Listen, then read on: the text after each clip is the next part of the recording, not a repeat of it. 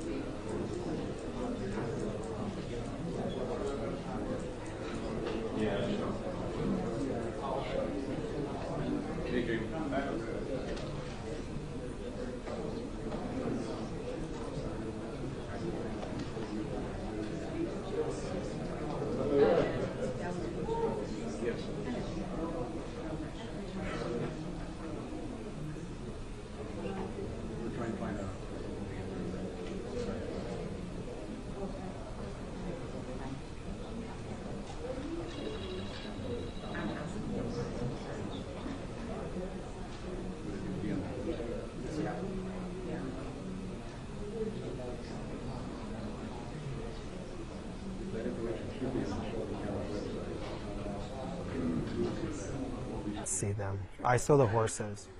You saw the, like 4 cars on the phone. Oh, yeah.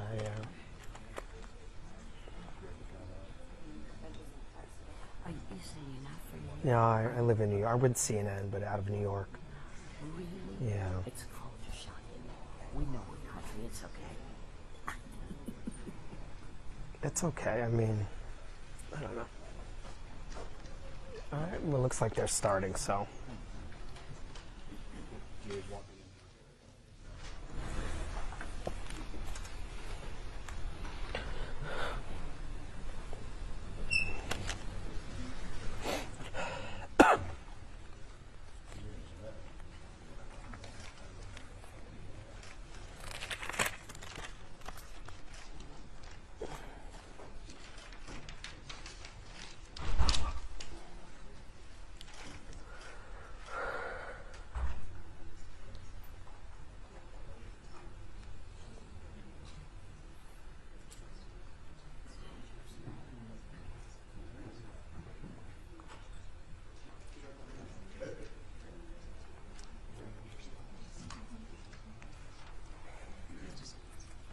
Oh, sure. Okay. All right, we are 2 minutes early. I just want to say thank you for being here today. We know there has been a lot of anticipation surrounding the Tyre Nichols investigation. As you know, on January 7th, there was an encounter between 29-year-old Tyre Nichols and former MPD officers. Immediately upon learning about this, DA Mulroy, Shelby County District Attorney DA Mulroy, enlisted the assistance of the TBI to determine if excessive force had been used.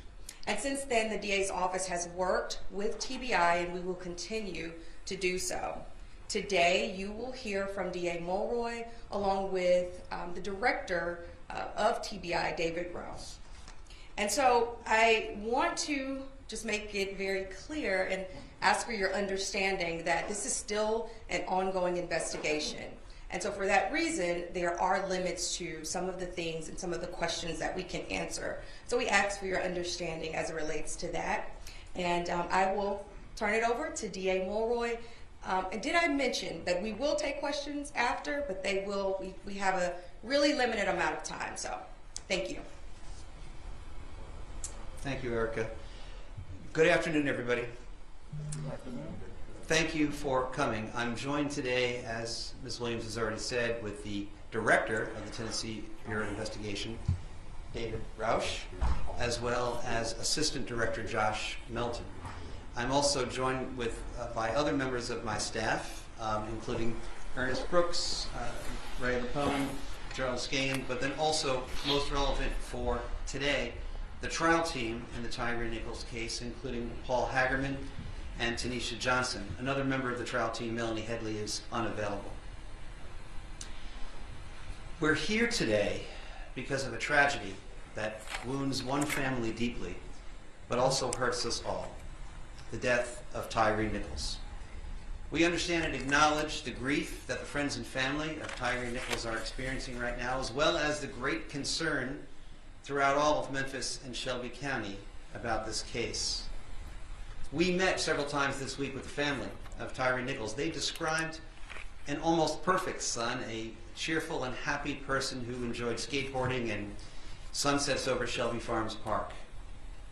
We're grateful to the family of Tyre Nichols for their patience as we expedited both the investigation and the consideration of charges in this case, as well as the understanding on the part of the family that premature release of the video could compromise both.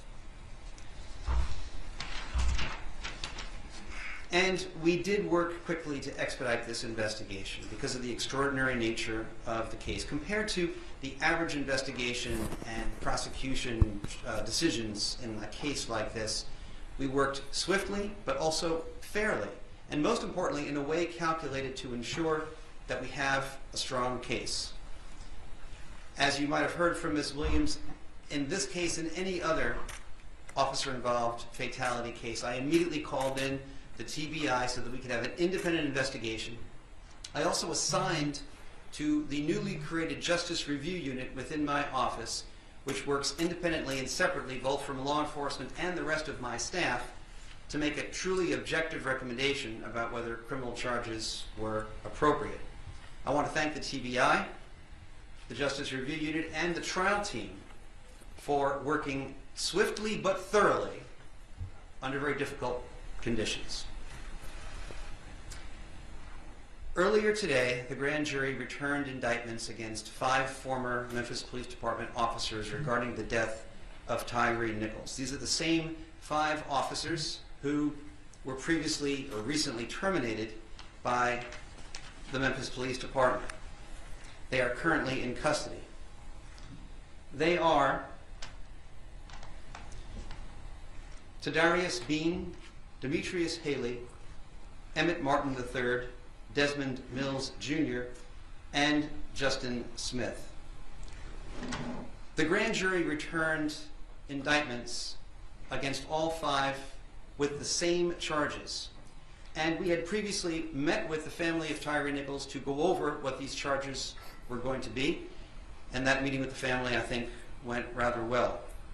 Here are the charges: second-degree murder, aggravated assault, aggravated kidnapping resulting in bodily injury, aggravated kidnapping involving the possession of a weapon, official misconduct through unauthorized exercise of power, official misconduct through failure to act when there is a duty imposed by law, and official oppression. While each of the 5 individuals played a different role in the incident in question, the actions of all of them resulted in the death of Tyre Nichols, and they are all responsible. It's important to note, as Ms. Williams said, that this is still an ongoing investigation, and therefore there are limits on what we can say about this case. We ask for everyone's continued patience as we continue to vigorously seek justice in this case. We also know that the public is very concerned about whether they can see the video about this incident and the timing of the release of this, the video of this incident. I have been in regular contact with the city of Memphis, the custodian of that record, and I can tell you that the city will be releasing the video sometime after 6 p.m. Friday, tomorrow, and that the city of Memphis should be making a statement somewhat later on this afternoon regarding the timing of that release. Let me close by saying both to the family of Tyre Nichols and to the broader community here in Memphis and Shelby County, we all want the same thing. We want justice for Tyre Nichols. It's my hope that if there is any silver lining to be drawn from this very dark cloud, it's that perhaps this incident can open a broader conversation about the need for police reform. The world is watching us, and we need to show the world what lessons we can learn from this tragedy.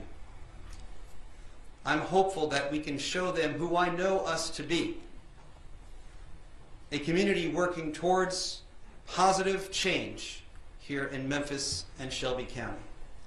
With that, let me ask Director Roush to step forward. Thank you, DA Mulroy. Good afternoon. I'm David Roush, Director of the Tennessee Bureau of Investigation. First and foremost and most important, on behalf of the Tennessee Bureau of Investigation, I want to extend my deepest condolences to the family and friends of Tyre Nichols.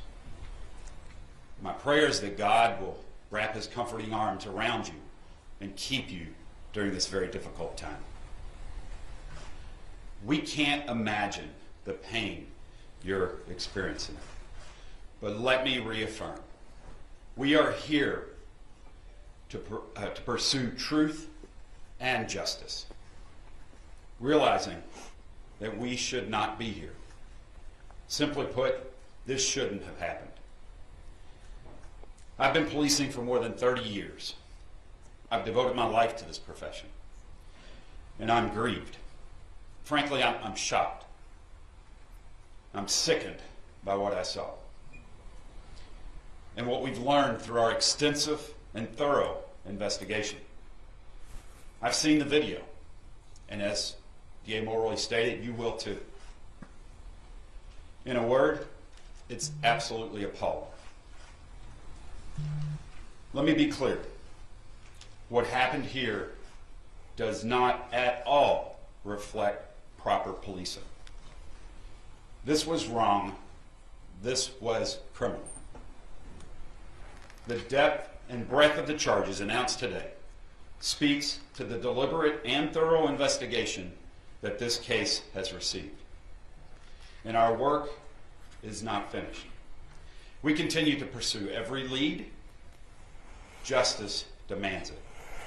And our agency exists so that guilt shall not escape, nor innocence suffer. To that end, I want to publicly thank our agents, our forensic scientists, our support staff, and our entire team around this state. They worked diligently to expedite this case. We've worked as hard as we could and as quickly as we could to provide a thorough, independent, unbiased investigative record to allow DA Mulroy and his team to make the most informed decision they could regarding these charges. I also want to thank the Memphis Police Department and the city leaders for their cooperation in this case, which I want to stress is ongoing at this time. Thank you.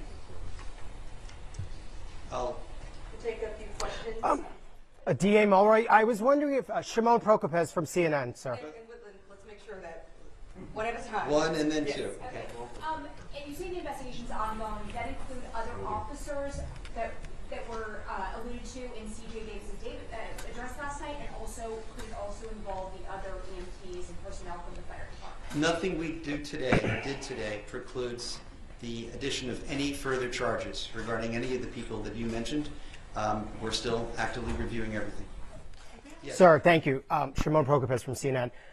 We have not heard from the police chief generally give a description of what occurred in the initial stop, any kind of a timeline of what exactly occurred on that day. So I'm hoping perhaps you or the director there can explain to us, just give us a, as much as possible, a timeline of the events. He was stopped. Was this a legal stop? Why was he stopped? And then sort of continue to explain perhaps what happened in the moments after that, as much as possible, sir. Right. I don't want to go into too much detail. And I suspect that all of your answers along those lines will, be forthcoming once you have a chance to view the video for yourself. I know that a lot of this has already been publicly released, but there was an initial traffic stop. We won't comment right now on the presence or absence of legality of the stop, but there was a traffic stop, and there was an initial altercation involving several officers and Mr. Nichols. Pepper spray was deployed. The suspect, or not the suspect, Mr. Nichols, fled on foot. There was another altercation at a nearby location at which the serious injuries were experienced by Mr. Nichols. After some period of time of waiting around afterwards, he was taken away by an ambulance. Beyond that, I don't really think we should go into any further. So there was a delay in a call. The police delayed calling an ambulance for. There was an elapsed period of time, but I believe that if you watch the video, you'll be able to make that judgment for yourself. But is there a reason why the police chief is, sir? Just one more question. Is there a reason? I'm trying to give everyone a chance. I understand, but is there a reason the police chief is not here? CBS News. Is it known if Tyre Nichols had previously known these former officers? We have no information to disclose about that at this time. I don't know why Chief Davis isn't here. Anything else? Mulroy, can you explain, is it just body camera videos, is it dash cam videos, surveillance, what kind of videos? Well, the actual release will be up to the city of Memphis. My understanding is that it'll be a combination of pole cam video, skycop video, and body cam video. Chief Davis has said that there will be a review of specialized units within the Memphis Police Department. Two questions. First, were these officers member of the organized crime unit? And second, will your office be involved in that investigation? Well, so I've read in the newspaper that Chief Davis has announced a review of those specialized units.